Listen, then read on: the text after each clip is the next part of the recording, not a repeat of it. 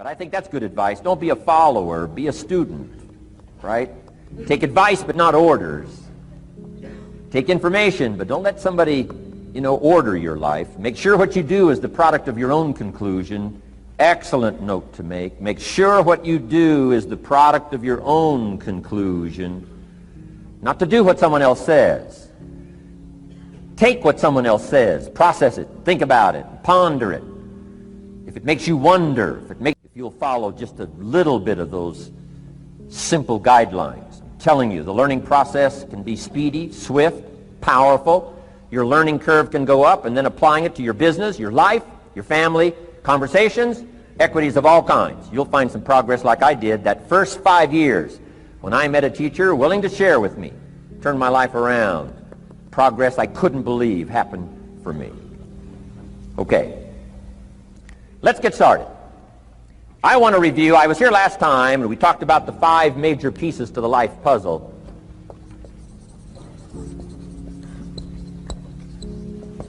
And I just want to review those because it lays such a good foundation for all the rest that I want to share with you today. We got a lot of subjects to cover, so we're going to go rather swiftly, okay? Put on your mental track shoes here and run with me today, because I'm going to deal mostly in concepts. Expect you to, fill in a lot of the details, because I've got a lot to share. I want to get through it all. But let's lay this foundation again of the 5 major pieces. Happens to be the title of my latest book, but I think it is so valuable in laying a foundation. It's some of the things I learned between ages 25 and 30. The teacher who taught me so well. He dealt in these fundamentals, we call these. Fundamentals. We call these basics.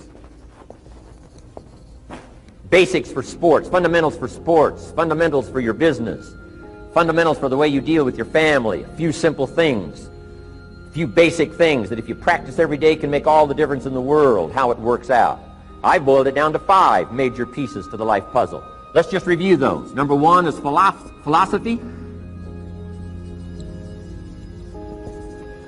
Philosophy, as I taught the last time I was here, philosophy, in my personal opinion, is the major determining factor in how your life works out. Philosophy, the major determining factor in how your life works out. Philosophy. To form our philosophy, you got to think. You got to use your mind. You got to process ideas. And this whole process over a lifetime, starting way back here when we were children, schools that we've attended, our parents, our experiences, all this stuff that we've processed by the thinking process helps to develop our philosophy. And in my opinion, each person's personal philosophy is the major factor in how your life works out. Here's what I called it in that last presentation when I was here. It's called the set of the sail. Each person's personal philosophy is like the set of the sail. Now, I used to think it was circumstances that ordered my life. If someone would have asked me at age 25, Mr. Rohn, how come you're not doing well? Pennies in your pocket, creditors calling, nothing in the bank, behind on your promises to your family, you live in America, 25 years old, got a beautiful family, every reason to do well, and things are not going that well for you, what is wrong here? It would not have occurred to me to blame my philosophy. I mean, it would not have occurred to me. Saying, well, I got this lousy philosophy, and that's how come I got pennies in my pocket and nothing in the bank, and things aren't working well. That would not have occurred to me. I found it much easier to blame the government. Much easier to blame the tax problem. I used to say taxes are too high. Top tax rate when I first started paying taxes, 91%. Back then, when your income reached a certain level, all your income over that, 91%. So I used to say that's too high. Now the top tax rate's about 33%. But people are still saying what? Taxes are too. See, but you can't use that anymore. If it's gone from 91 to 33, how could it be too high? Come on. I threw all that old excuse stuff away. Some people found it, though, and they're using it these days. My old list. I used to blame the traffic, the weather, used to blame circumstances, right? People say I'm too tall, I'm too short, I'm too old, I was raised in obscurity, raised on a farm, parents of modest means, all the stuff. If you were to ask me, how come you find yourself here, Mr. Rohn, age 25, living in America, land of abundance and opportunity, pennies, zero in the bank, not doing well, creditors calling, it would not have occurred to me to blame my philosophy. I found it easier to blame the company policy. I used to say, if this is all they pay, how do they expect you to do well? So I figured that, my future was going to be tied to what everybody else was arranging, the economy and, right, interest rates. I used to say things cost too much. That was my whole explanation, not my philosophy, until my teacher taught me better that this is where the problem was, my own personal philosophy. Here's what's exciting about each person's personal philosophy. That's what makes us different than dogs and animals and birds and cats and spiders and alligators. That's what makes us different than all other life forms. The ability to think, the ability to use your mind, the ability to process ideas, and not just operate by instinct. In the winter, I'm telling you, the goose can only fly south. What if south doesn't look too good? Tough luck. It can only fly south. But see, human beings are not like a goose, can only fly south. I mean, you can turn around, go north, you can go east, you can go west, you can order the entire process of your own life. And we do that by the way we think. We do that by exercising our mind. We do that by processing ideas and come up with a better philosophy, a better strategy for our life, goals for the future, okay? Plans to achieve those goals. All this comes from developing our philosophy. Philosophy helps us to process what's available. Well, when we get here, we got seed, and we got soil, and we got some rain, and we've got some what? Sunshine, and we've got some seasons, and what? The miracle of life. Now, the key is, what do you do with all this stuff? How do you turn all this stuff that's available here into equity and promise and lifestyle and dreams and future possibilities? All of this that's possible now with human beings, how do you take all this stuff and turn it into this equities and values? Well, it starts with philosophy. What is the seed? What is the soil? What is the sunshine? What is the rain?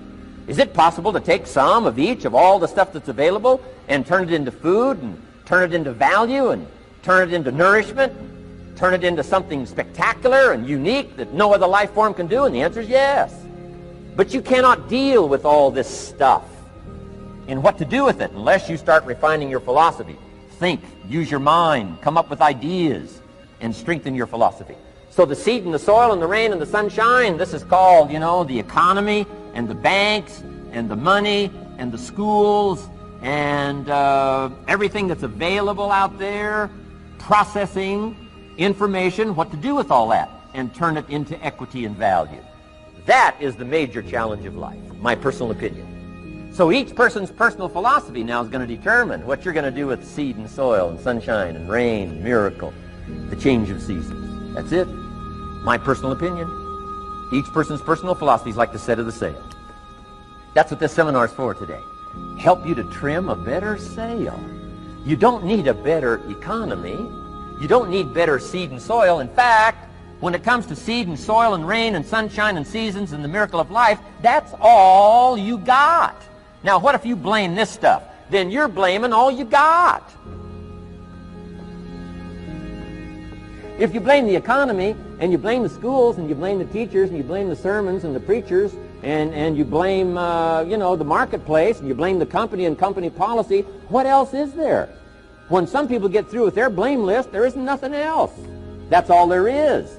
And if you blame the only thing you've got to work with, I'm telling you, it's called mistake colossal in not understanding that that's all you've got to work with. And if this is all you've got to work with, then you don't change the seed, and you don't change the soil, and you don't change the rain, and you don't change the sunshine, you don't change the seasons.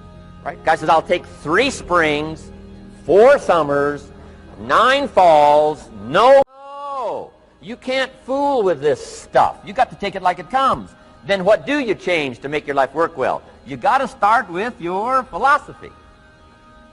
Guess what I had to do at age 25 in order to change my own future? I had to change my mind. I had to change my thinking. I had to change my philosophy. I was messed up on what was causing my problem. And once I got that straightened out, that all the stuff I blamed, the government and taxes and the marketplace and the economy and things cost too much, negative relatives, cynical neighbors, once I got rid of that and started going for where the real problem was, which was me, I'm telling you, my life exploded into change. My bank account changed immediately. My income changed immediately. My whole life took on a whole new look and color immediately. And the early results I got from making these philosophical changes tasted so good, I've never stopped the process from that day until this. And I'm telling you, with a little consideration of the refinement of your sail, by setting a better sail, refining your philosophy, your whole life can start to change from today on. You don't have to wait till tomorrow. You don't have to wait till next month. You don't have to wait till spring. You don't have to wait till 93. You can start this whole process immediately. I recommend it. Now, some people do so little thinking, they don't even have their sail up. I mean, you can imagine where they're going to wind up at the end of this week, at the end of this month, at the end of this year. Now's the chance to change, process all this information. So number one is philosophy. Okay. And we dealt with all that, where we get ideas from personal experience, from other people's experiences. I don't want to get into all those details because we covered that the last time I was here. But philosophy, that's number one, my personal opinion. Each person's personal philosophy. Here's the definition of success and failure. Just make this note. Here's failure. A few errors in judgment, repeated every day. Now, you can automatically assume, Mr. Rohn, I say, I can understand that. A few errors in judgment repeated every day. For 6 years?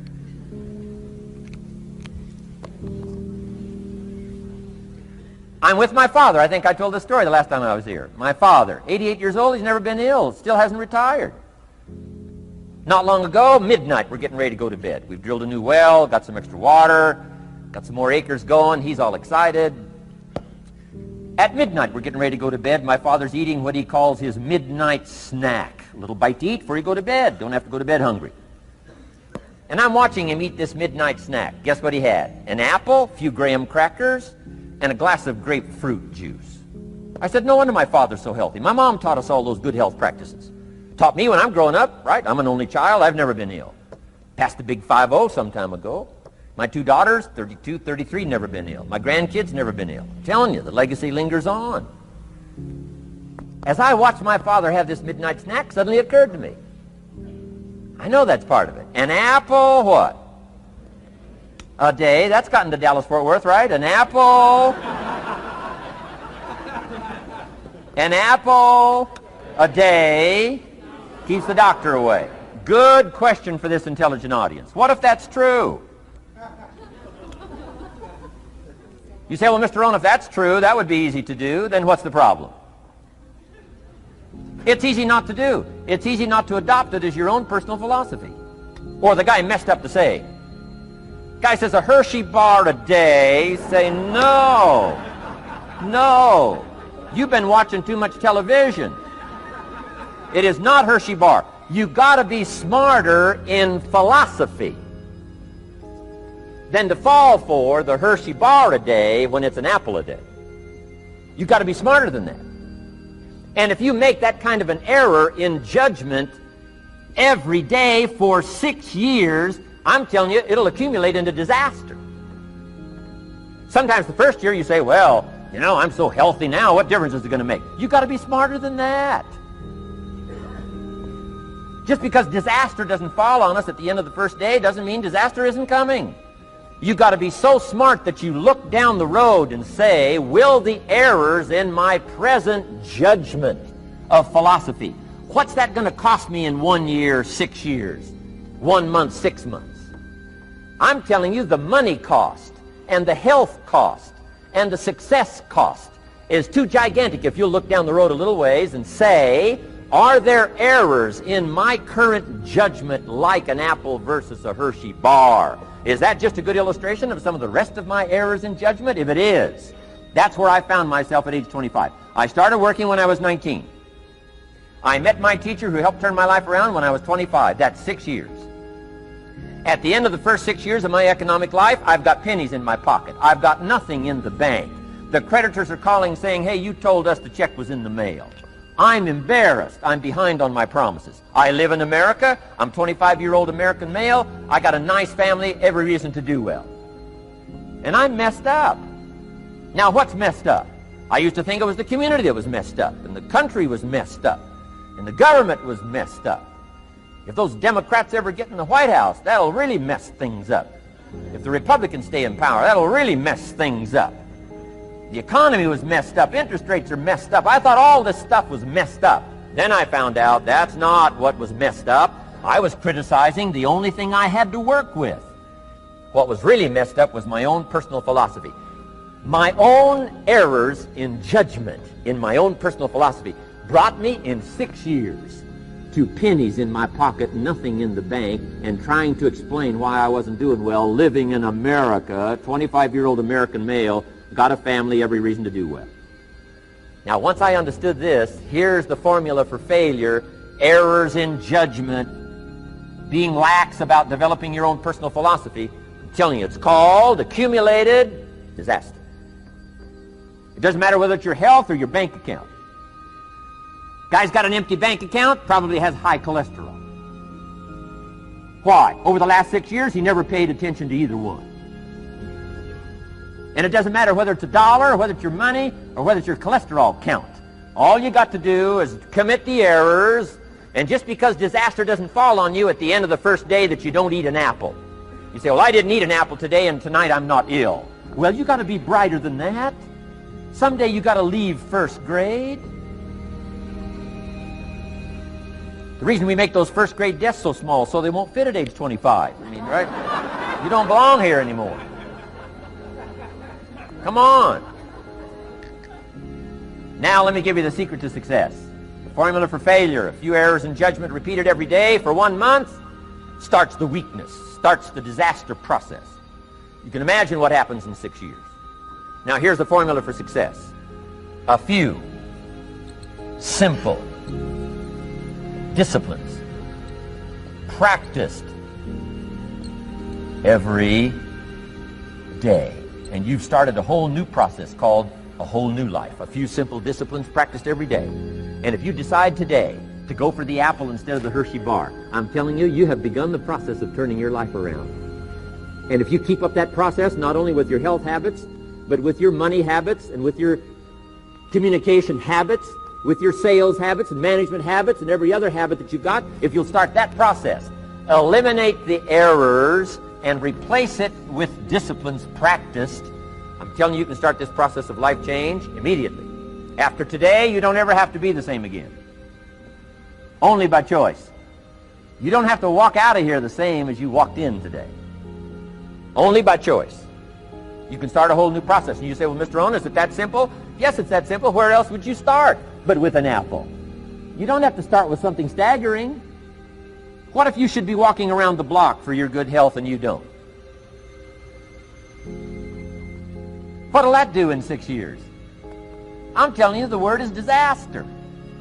You could and you should and you don't. Here's an even stronger word. You won't.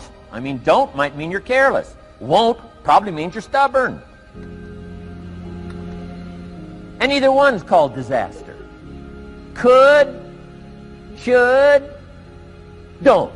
I'm telling you, that's why at the end of 6 years, I found myself with pennies in my pocket, nothing.